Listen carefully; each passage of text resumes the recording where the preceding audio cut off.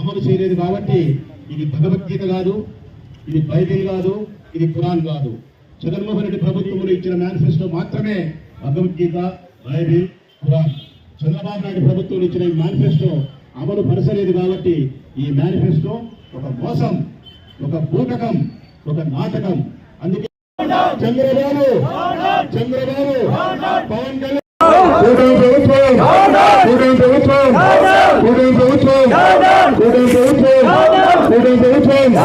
చంద్రబాబు నా పార్టీకి ఓటేయండి, నన్ను గెలిపించండి. నేను అధికారంలోకి వచ్చిన వెంటనే ఈ రాష్ట్రంలో ఎంతమంది ఆడపిల్లలకు 18 సంవత్సరాలు నిండి ఉంటాయో 59 సంవత్సరాల వయసు వరకు ఉండే వాళ్లకు ఎంతమంది ఇంట్లో ఉంటే అందరికీ 1500 రూపాయలు మీ అకౌంట్లో ప్రతి నెల 1వ తారీఖున జమ చేస్తా. ఇంకా ఆయన హాస్యంగా కూడా మాట్లాడినాడు. 3 పర్వాలే, 4 పర్వాలే, ఓపిక ఉంటే ఇంకా కనండి, వాళ్ళకు కూడా డబ్బులు ఇస్తా అని చెప్పినాడు. మరి ఈరోజు మేము అడుగుతా ఉన్నాం, మా అక్క చెల్లెమ్మల తరపు నుంచి అడుగుతా ఉన్నాం. 18 సంవత్సరాల నుండి 59 సంవత్సరాల వరకు వయసు ఉండే ఆడపిల్లలందరి తరఫున అడుగుతున్నాం. మరి 2 సంవత్సరాలు గడిచింది, 24 నెలలు అయింది, 1 రూపాయి కూడా నువ్వు ఇవ్వకపోతివే, ఇది మోసం కాదా అని అడుగుతున్నాం మేము. 50 సంవత్సరాలు నిండిన ఎస్సీ, ఎస్టీ, బీసీ, మైనారిటీ, ముస్లిం అందరికీ 50 సంవత్సరాలు నిండితే 4000 రూపాయలు పెన్షన్ ఇస్తానని చెప్పినావు. ఇక్కడ ఉండే వాళ్ళల్లోనే ఈ ప్రొద్దుటూరు నియోజకవర్గంలోనే 1000 మంది ఉన్నారు 50 సంవత్సరాలు నిండిన వారు, లక్షల మంది ఉన్నారు. ఒక్కరికన్నా 50 సంవత్సరాలు నిండిన వారికి నువ్వు పెన్షన్ ఇచ్చినావా అని అడుగుతా ఉన్నాం. నిజంగా నువ్వు ఇచ్చిన మాట ప్రకారం పెన్షన్ ఇచ్చి ఉంటే నెలకు 4000 చొప్పున సంవత్సరానికి 48,000, 2 సంవత్సరాలకు 96,000 రూపాయలు, ఒక్కొక్క లబ్ధిదారునికి 96,000 రూపాయలు మోసం చేసిన నిన్ను ఎందుకు మోసం చేసినావు అని చెప్పి 420 కేసు పెట్టి జైల్లో పెట్టకూడదు అని ప్రశ్నిస్తూ ఉన్నాం. 60 సంవత్సరాలు నిండితే సామాజిక పెన్షన్ అందరికీ, వికలాంగులకు, వితంతువులకు, మహిళలకు, పురుషులకు ఎవరైతే ఉన్నారో 60 సంవత్సరాలు నిండిన వాళ్ళందరికీ పెన్షన్ ఇస్తున్నాడు జగన్మోహన్ రెడ్డి. ఎట్లా? రాజ్యాంగబద్ధంగా ప్రతి 6 మాసాలకు ఒక్కసారి మీ ఇంటికాడికి పెన్షన్ సచివాలయ సిబ్బంది ద్వారా, వాలంటీర్ ద్వారా మీ ఇంటికాడికి, మీ దిండుకాడికి, మీ పరుపుకాడికి లెక్క వచ్చింది. తెల్లవారి 6 లోపలనే అవ్వా తాత అని చెప్పి. ఈరోజు 2 సంవత్సరాలు అయింది చంద్రబాబు నాయుడు, ఒక్క కొత్త పెన్షన్ ఇచ్చినావా? ఒక్కటన్నే ఇచ్చినావా? కొత్త పెన్షన్ ఒకటి ఇవ్వకపోవడం, పైగా 6 లక్షల పాత పెన్షన్లు కూడా నువ్వు తొలగించినావు వివిధ కారణాల చేత. ఇది అన్యాయం కాదా? మోసం చేయడం కాదా? మీ ఇంట్లో చదువుకునే పిల్లలుంటే నిరుద్యోగ వృత్తి ఉద్యోగం వచ్చేంత వరకు 3,000 రూపాయలు ఇస్తానని చెప్పినావు. మా ఇళ్ళలో చాలామంది పిల్లలు ఉన్నారు, 3,000 రూపాయలు ఇచ్చినావా అని అడుగుతా ఉన్నాం. 2 సంవత్సరాలకు ఒక్కొక్క పిల్లలకి 3,000 ఇస్తే 72,000 వస్తుంది. 72,000 ఎగరగొట్టడం కాదా అని అడుగుతా ఉన్నాం. 20 లక్షల ఉద్యోగాలు ఇస్తానని చెప్పినావు, ఒక్క ఉద్యోగం ఇచ్చినావా మా పిల్లలకి అడుగుతా ఉన్నాం. జగన్ ఇచ్చిన పథకాలను అమలు పరుస్తూ సూపర్ 6 అమలు చేస్తా అని చెప్పినావు. జగన్ ఇచ్చిన పథకాలలో 45 సంవత్సరాలు నిండిన అమ్మాయిలకు ఇచ్చే 18,500 రూపాయల సంవత్సరానికి ఒకసారి ఇచ్చినావా అని అడుగుతా ఉన్నాం. ఆరోగ్యశ్రీ పథకాన్ని ఆపుదల చేసినావు. అనేక రకాల జబ్బులతో హాస్పిటల్కి పోతే ప్రైవేట్ హాస్పిటల్లో బోర్డు పెట్టారు, డబ్బులుంటే లోపలికి రండి, డబ్బులు లేకుంటే బయటికి పోండి అని చెప్పి. వివిధ రకాల జబ్బులతో పేదవాళ్ళు బాధపడుతున్నారు, మరణించే వాళ్ళు మరణిస్తున్నారు, ఆరోగ్యశ్రీ ఆగిపోయింది. ఇది నీకు అన్యాయం అనడానికంటే పాపము అంటాడు రాచమల్లు. ఏమంటాడు? పాపము. పేదవారి యొక్క ప్రాణాలతో చెలగాటమాడుతూ ఉండడం పాపము అంటాడు. ఫీజు రియంబర్స్మెంట్ పథకాన్ని ఎంతో గొప్పగా ప్రవేశపెట్టాడు రాజశేఖర రెడ్డి. పేద విద్యార్థులు చదువుకోవాలా, ఎవరైనా ఉన్నత విద్యను అభ్యసించాలా అని చెప్పి ఈరోజు 4,000 కోట్ల బకాయి పెట్టి విద్యార్థులకు ఫీజులు కట్టకపోతే ఇళ్లకు పంపిస్తూ ఉన్నారు, వాళ్ళ సర్టిఫికెట్లు ఇవ్వకుండా ఉన్నారు. పిల్లల చదువుతోనూ వాళ్ళ భవిష్యత్తుతోనూ చెలగాటమాడుతూ ఉండే నిన్ను పాపము అనలేడు రాచమల్లు, నేరము అంటాడు రాచమల్లు. ఎందుకంటే ఈ దేశ భవిష్యత్తు విద్యార్థుల యొక్క చదువుపైన ఆధారపడి ఉంది కాబట్టి వారి భవిష్యత్తుని అంధకారం చేసిన తర్వాత ఈ రాష్ట్రం, ఈ దేశం పూర్తిగా గాఢాంధకారం లేకపోతుంది. కాబట్టి విద్యార్థుల భవిష్యత్తులో ఆటలు ఆడుకుంటే నిన్ను శాశ్వతంగా జైల్లో పెట్టినా కూడా తప్పు కాదు అంటాడు రాచమల్లు. ఈ మాట నిన్ను జైల్లో పెట్టాలన్నాను కాబట్టి రాచమల్లును జైల్లో పెడతావు. అంతటి నికృష్టమైనటువంటి రాజకీయ జీవితం నీది, నీ కుమారుడిది రెడ్ బుక్ రాజ్యాంగం ద్వారా. అయినా పర్వాలే, మమ్మల్ని జైల్లో పెట్టినా 2 నెలలు 3 నెలల కాలం మమ్మల్ని నిర్బంధించినా బాధ పెట్టినా కూడా ప్రజా జీవితంలో కొనసాగే వైఎస్ఆర్ కాంగ్రెస్ పార్టీ జెండా ప్రజా సమస్యల పరిష్కారం కోసం పోరాడుతుంది. పోరాడితే పోయేది ఏమీ లేదు. బానిస సంఖ్యలు అన్నట్టు పోరాడితే పోయేది ఏమీ లేదు. పోతే పేదవారి జీవితాలన్నా బాగుపడతాయి, లేదంటే మేము 2 నెలల 3 నెలల జైలు కన్నా పోతాం తప్ప అంతకుమించి చేయగలిగింది ఏమీ లేదు. కరెంటు బిల్లులు పెంచనన్నావు, 3 నెలలకే పెంచినావు. 24,000 కోట్ల రూపాయలు పేదవాళ్ళ మీద భారం పెంచినావు. ఎండల కాలంలో కరెంటు షాక్ కొట్టింది బిల్లు కట్టాలంటే. నిత్యావసర వస్తువుల ధరలు పెంచనన్నావు. ఉప్పు, పప్పు, బెల్లం, కొబ్బరి, చింతపండు, నూనె ఒక్కటేమిటి అన్ని ధరలు ఆకాశాన్ని అంటుతున్నాయి. పేదవాళ్ళు పచ్చడి మిరుగుతో పట్టెడు బువ్వ తినాలంటే కూడా బాధపడే పరిస్థితి ఉంది. బువ్వ తినే ప్రతి సందర్భంలోనూ నీకు శాపనార్థాలు పెడతానే ఉండారు ఆ పేదవాళ్ళు. నువ్వు నీ పార్టీ సర్వనాశనం అయిపోవాలని చెప్పి గ్యాస్ పెంచినావు, డీజిల్ పెంచినావు, పెట్రోల్ పెంచినావు. నువ్వు పెంచింది ఏందయ్యా? అన్నీ చెప్పిన మాటలకు విరుద్ధంగా పెంచినావు. రైతులకు 26,000 రూపాయలు ఇస్తానని చెప్పినావు. 2 సంవత్సరాలైంది. 1 సంవత్సరం ఎగరగొట్టినావు, మరొక సంవత్సరం ఇవ్వాలా 14,000 ఇచ్చినావు. అంటే 2 సంవత్సరాలు కలిపి రైతులకు 26,000 రూపాయల డబ్బును నువ్వు ఎగరగొట్టగలిగినావు.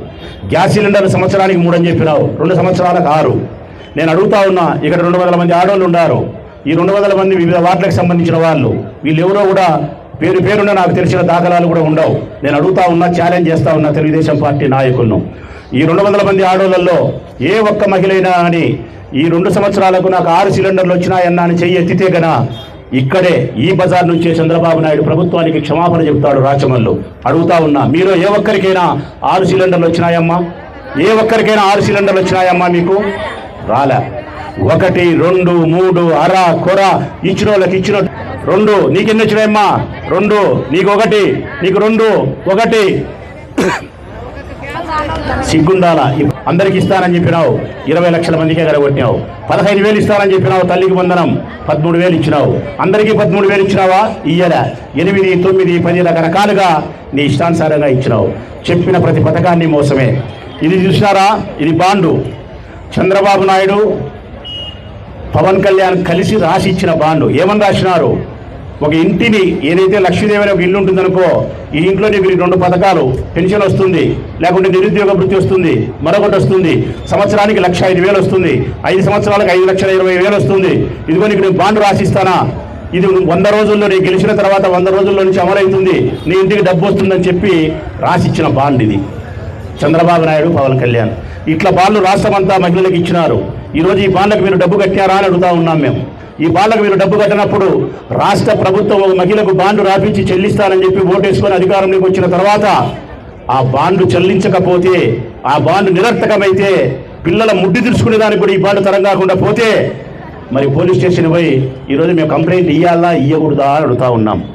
ఎవరైనా ఈ ప్రొద్దుటూరు నియోజకవర్గంలో కానీ యా ఊర్లో కానీ పొరపాటున ఎవరైనా సరే ఒక బాండు రాసి లెక్క కట్టకపోతే పోలీస్ స్టేషన్ పోతారు. 1 టౌన్ పోలీస్ స్టేషన్ పోతే కొండారెడ్డి సీఏ గారు ఉంటారు. ఏమయ్యా అని అడిగితే, నేను బాండు రాపిచ్చాను, నాకు ఫలానా వాడు లెక్కిచ్చానని చెప్పి మోసం చేసినాడు, కంప్లైంట్ ఇస్తానా, కేసు పెట్టంటే అదే సర్కిల్ ఇన్స్పెక్టర్ కొండారెడ్డి గారు వారిని పిలిపించి, నువ్వు లెక్క కడతావా లేకుంటే నీ మీద కేసు కట్టాలా అని అడుగుతాడు. లెక్క కడితే ఇప్పిస్తాడు, లెక్క కట్టకపోతే కేసు కట్టి రిమాండ్ పంపుతాడు. మరి ఈ పొద్దు రాష్ట్రంలో 2 కోట్ల మంది మహిళలు చంద్రబాబు నాయుడు, పవన్ కళ్యాణ్ మీద కంప్లైంట్ ఇస్తే ఈ పోలీసులు కేసు నమోదు చేస్తారా అని పోలీసు అధికారులను అడుగుతా ఉన్నా. పేదలకైతే ఒక న్యాయం, రాష్ట్ర ప్రభుత్వానికైతే ఒక న్యాయం. మా మీద అయితే కేసులు పెడతారు. బాండ్లు ఇచ్చి మోసం చేసిన చంద్రబాబు నాయుడు, పవన్ కళ్యాణ్ మీద కేసులు పెట్టరా అని చెప్తా అడుగుతా ఉన్నాం. ఇన్ని మోసాలు చేసి, ఇన్ని దగాలు చేసి 2 సంవత్సరాలై సూపర్ 6 అని చెప్పి, సూపర్ 7 అని చెప్పి ఎగరగొట్టి, ఇప్పుడు మళ్ళీ మనం ఎవరమన్నా అడిగితే సూపర్ 6 గురించి నేను అన్నీ ఇచ్చినా అంటున్నాడు. ఎట్లిచ్చినావయ్యా? ఇయ్యలే కదా 1,500 రూపాయలు అంటే, లేదంట పీపీపీ అనే ఒక విధానం తీసుకొచ్చినాడట. అమెరికాలో ఉండేవాళ్ళు, ఆస్ట్రేలియా ఉండేవాళ్ళు మిమ్మల్ని దత్తత తీసుకొని మీ సంసారాలు బాగు చేస్తారంట. అది అయిపోయింది, ఇచ్చినట్టేనంట. ఇది ఎట్లుందంటే ఈ పీపీ అనే విధానము, మీరు కూడా సెల్ ఫోన్లలో చూసి ఉంటారు. మంట లేకుండా వంట చేసే మగోడు ఎవరైనా ఉన్నాడమ్మా ఈ దేశంలో? పొయ్యి కింద మంట లేదు, ఎక్క గిన్నెలో మాత్రం చేపల కూర అయింది.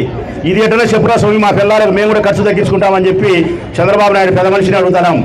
మంట లేకుండా వంట చేసినాడు ఆయన, చేపలు కూర చేసినాడు. అది కూడా ఇట్లాంటి మనిషి పీపీపీ విధానం ద్వారా అమెరికాలో, రష్యాలో ఉండే వాళ్ళు మిమ్మల్ని దత్తత తీసుకొని 1,500 ఇచ్చినట్టే అని చెబితే ఏంటి మాటలు ఎన్ని మాట్లాడేది? ఫీజు రియంబర్స్మెంట్ ఆగిపోయింది, ఆరోగ్యశ్రీ ఆగిపోయింది, డీజిల్ పెరిగింది, పెట్రోల్ పెరిగింది, కరెంటు బిల్లు పెరిగింది, నిత్యావసర ధరలు పెరిగినాయి. ఈ రాష్ట్రంలో ఆడపిల్లల పైన దాడులు కూడా పెరిగినాయి. ఆడపిల్లల యొక్క మానానికి ప్రాణానికి రక్షణ లేకుండా పోయింది. 12-13 సంవత్సరాల చిన్న పిల్లలను కూడా మానభంగం చేసి చంపేసి ఏట్లో నీళ్ళలో వేసిపోతా అంటే కూడా అడిగే దిక్కు లేకుండా పోయింది. స్త్రీలకు భద్రత లేదు, వ్యాపారస్తులకు రక్షణ లేదు, పేదవారికి సంక్షేమం లేదు, ఈ రాష్ట్రానికి అభివృద్ధి లేదు, విద్యకు పెద్దపీట లేదు, రైతులకు ఏమాత్రమే కానీ అనుకూలమైన వాతావరణం లేదు. 4 తుఫాన్లు వచ్చినాయి, ఒక్కసారి కూడా పంట నష్టం ఇంతవరకు చెల్లించలే. రైతులకు ఇవ్వాల్సినటువంటి ఏ ప్రయోజనాన్ని కూడా ఇంతవరకు చెల్లించలే. నువ్వు రైతులకు మేలు చేయక, విద్యార్థులకు మేలు చేయక, ఆరోగ్యం బాగులేని వారికి మేలు చేయక, పేదరికంలో ఉండే ఆడవాళ్లకు మేలు చేయక, వ్యాపారస్తులకు మేలు చేయక, ఉద్యోగులకు మేలు చేయక, నిరుద్యోగులకు మేలు చేయక ఎవరికి మేలు చేసినావు అంటే నీ కొడుకు మేలు చేసుకున్నావు, నీ కమ్మ కులస్తులకు మేలు చేసుకున్నావు, నీ తెలుగుదేశం పార్టీ నాయకులకు మేలు చేసుకున్నావు. ఈ ముగ్గురికి తప్ప నువ్వు రాష్ట్రంలో ఏ ఒక్కరికి మేలు చేసిన దాఖలాలు పోలే. అందుకే చివరిగా మందు తాగే వాళ్ళ గురించి కూడా చెప్పాలా. ఎందుకంటే మా కొంప ముంచింది వాళ్ళే, మా కొంప ముంచింది మీరు కాదు తల్లి, మొగోళ్ళే, మందు తాగే వాళ్ళే. వాళ్ళకేం చెప్పినాడు, జగన్మోహన్ రెడ్డి నాసిరకం మందిస్తున్నాడు, నేను నాణ్యత కలిగిన మందిస్తా, ధర తగ్గిస్తా, మిమ్మల్ని ఉద్ధరిస్తా అని చెప్పినాడు. నేను అడుగుతా ఉన్నా ఈరోజు మిమ్మల్ని అందరినీ కూడా, జగన్మోహన్ రెడ్డి గారు ఉన్నప్పుడు ప్రభుత్వమే మందు నడిపింది కాబట్టి ఉదయం 10 గంటలకు తెచ్చినారు, సాయంకాలం 8కో 9కో మూసినారు, బెల్ట్ షాపులు లేవు, ధరలు ఎక్కువ అమ్మకుండా ఎంఆర్పి ధరలు అమ్మినారు, కల్తీ మద్యం లేకుండా ప్రభుత్వమే అమ్మింది. ఈరోజు నేను అడుగుతా ఉన్నా.